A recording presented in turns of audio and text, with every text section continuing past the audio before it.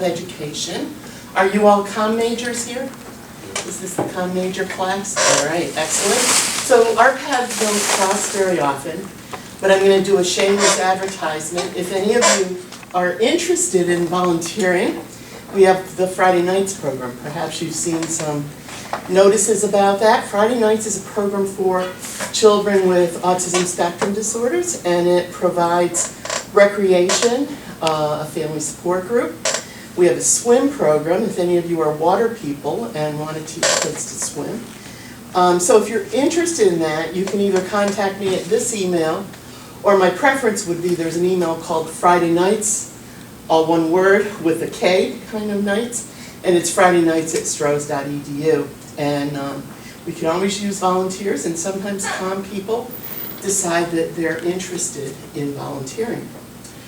All right. Everybody take a deep breath and just blow it out. So as I talk about mindfulness today, I've probably been doing some sort of meditative practice for about 4 years, maybe give or take. And I'm going to explain to you what the difference is between mindfulness, meditation, and the roots of that as well. But let me start with kind of an inventory of you. Do any of you meditate? Anybody meditate? Okay. Somewhat? Okay.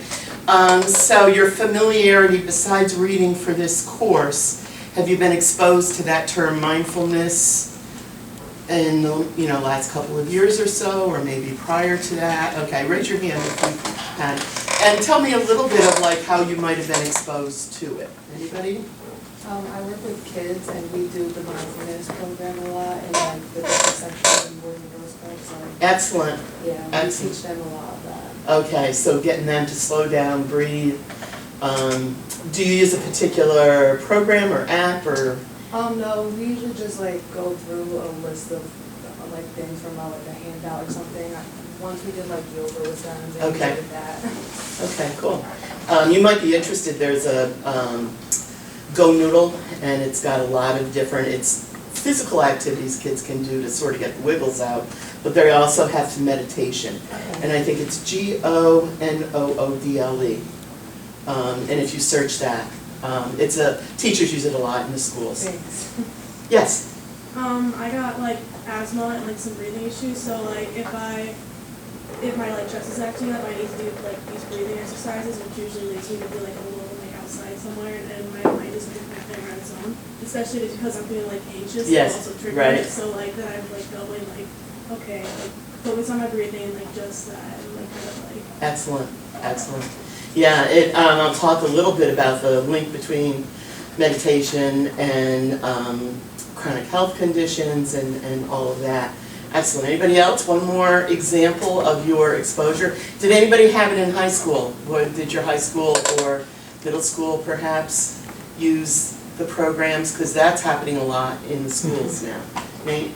Yeah, I can give one example. I got really stressed during a final season and kind of just sat down in the shower and focused on my thoughts and allowed them to come and go, such as, what am I going to do? How do I fix this? Why hasn't my dad put a bench in the shower like I keep asking him to? The usual stuff. So we'll talk more about how mindfulness is often about watching your thoughts and sort of objectifying them in a sense so that they're not necessarily something you're holding on to. So we'll come back and talk about that more. Thanks for the example. All right, so when we talk about mindfulness, it's the awareness that rise. One of my favorite people that I've read, listened to, followed is a man by the name of Jon Kabat-Zinn. Jon Kabat-Zinn is a medical person, and he established a program in Boston for chronically ill people, and some of them with chronic illnesses that were not going to necessarily be relieved through medication or treatment. So these were people who had often lifelong diseases and experiencing a variety of symptoms and pain connected to that. And he set up this program in Boston where he taught meditation and basically provided kind of one of our first people who has made the connection, he's been around for a while, between kind of the Eastern practice and brought it into Western practice. When I'm talking that, I'm talking about religious kinds of practice. But he also has disconnected it necessarily from a religious practice, although its foundation is largely in Buddhist practices. And mindfulness makes the distinction between that being a practice outside of a religious context. So when it's used in the schools, we have to be very careful that we're not necessarily doing a religious practice, and that's why the schools will focus on it from this mindfulness perspective. The awareness that arises through paying attention on purpose, in the present moment, non-judgmentally. That is, without taking your mind into the thoughts that are going by and necessarily hooking into them or beating yourself up that you're not doing this right. And I'll talk more about that. The service of self-understanding and wisdom.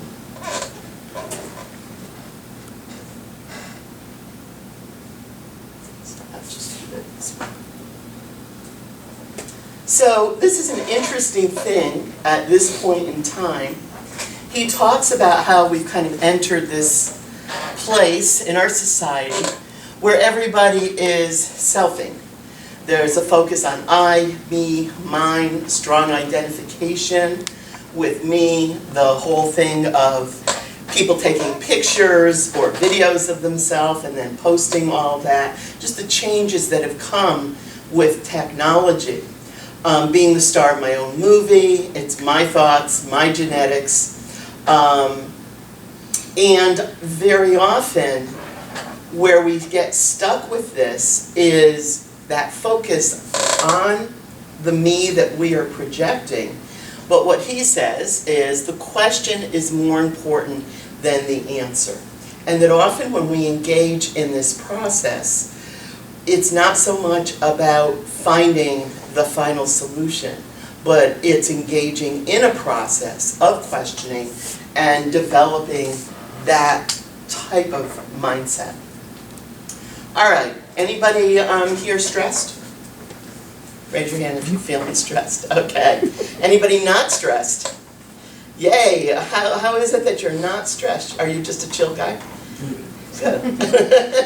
We all aspire to be that way. So let me ask this question. Does thinking about the stressful situation provide any help for you? Okay, yes, go ahead. My situation's not really. Like, I have to take a step back and just, like, kind of let that brew up, just, like, not try to focus on it as much, in my experience. Yes. That often what we do, it's one thing to take a problem-solving perspective about a situation that arises. But what people often do when they're in stress mode is their brain just keeps racing about the particular thing. And instead of actually being able to move forward from it, we just stay in that place. So one of the things, well, let me not jump, because sometimes I've got my ideas ahead of myself. Stress lies mostly in past and future. This is an interesting thing to think about. So one aspect of mindfulness is observing or being conscious of your thoughts. Okay, so I think everybody understands that. But I like for you to think about, where do you, in your mind, spend most of your time? And some people might be more of the, I'm replaying what happened in the past and kind of rehashing it over and over and over again. Then others are more anticipating the future, and in that process spinning about a worry for the future. Not necessarily thinking about a plan, and when I say future, I don't mean like long-term future, I mean like later today, okay?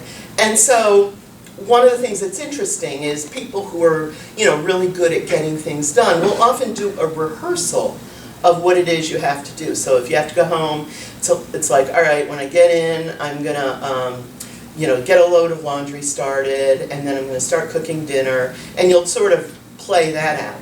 So I'm not talking about that being problematic. In fact, that's quite effective. That's your executive function skills are in play. What I'm talking about is more the, oh my gosh, I'm not gonna get anything done. I've got so much on, and that spinning in that anxious place, okay? And so what's really interesting is that most of us are either in the past doing that replaying and saying, oh, I should have done that. Oh, I probably offended that. Oh, if I had only done blah, blah, blah. Or in the future, imagining, planning, worrying, and often catastrophizing what's about to come. And neither of those really are effective skills or mindsets. Here's another mindfulness question, and I'm sure we've all done it. I was driving with you recently, and I did this. You're driving along, and you're on autopilot, right? And either you've gone the route that you usually go, and realize, wait a minute, that's not where I'm headed. I'm now on the wrong direction.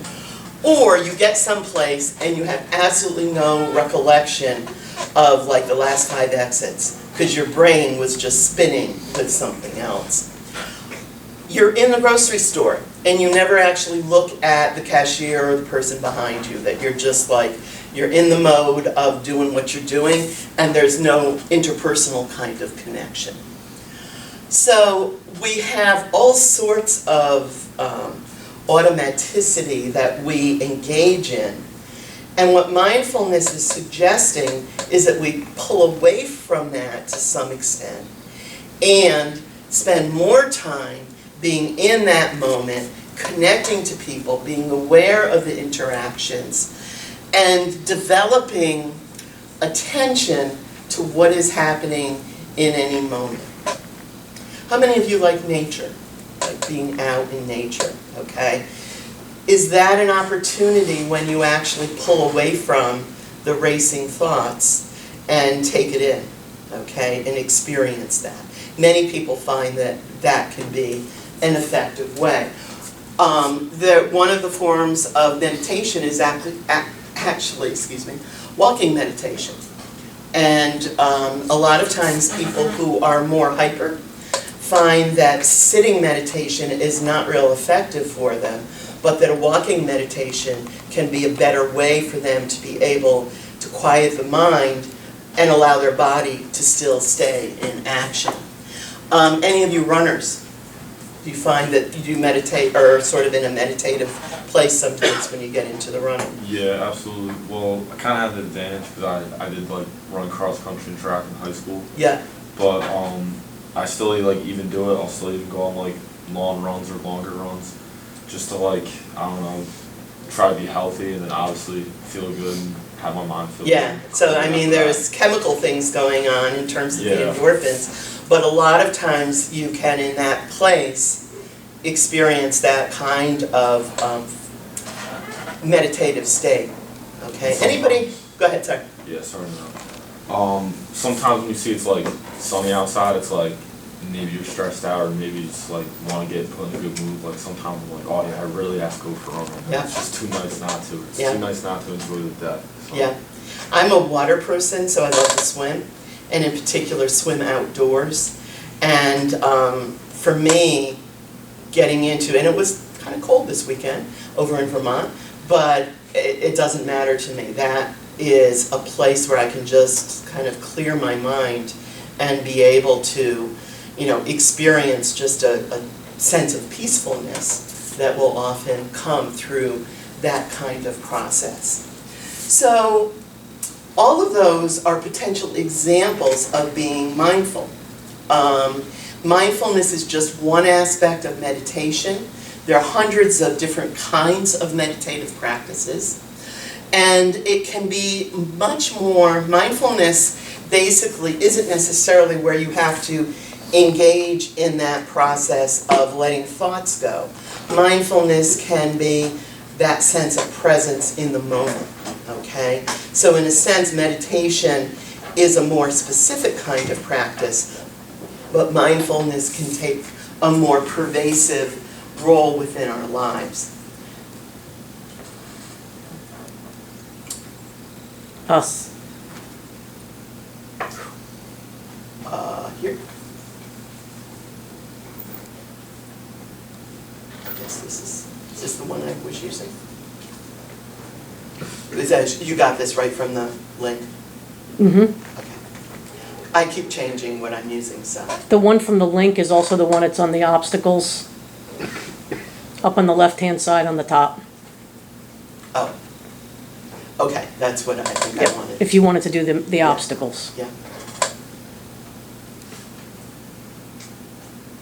Sure this isn't running. Okay, it's not.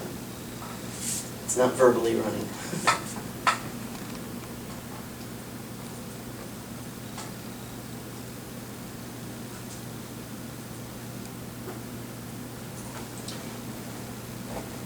Oh, no, that's, okay. Sorry. Next time I'll just click on the link and then know that where I want to be.